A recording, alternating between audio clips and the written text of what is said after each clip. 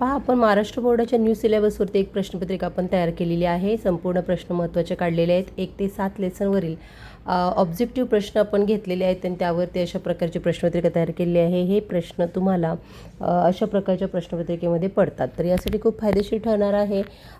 सर्व लेसनवरील ऑब्जेक्टिव्ह आपण कलेक्ट केलेले आहेत. सर्व लेसनला वेटेज दिलेलं आहे.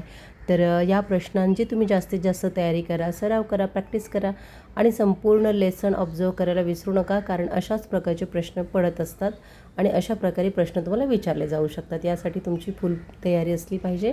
पाठांतरण असलं पाहिजे आणि गणित हा विषय पाठांतराचा नाही आहे, हा सरावाचा आणि प्रॅक्टिसचा विषय. जेवढी जास्त प्रॅक्टिस तेवढे अधिक गुण. त्यामुळे तुम्ही प्रत्येक धड्याच्या खाली जे प्रॅक्टिस सेट दिलेले आहेत, प्रॉब्लेम सेट दिलेले आहेत, त्याचा अधिकाधिक सराव जर केला तर त्यातीलच प्रश्न तुम्हाला परीक्षेला पडत असतात.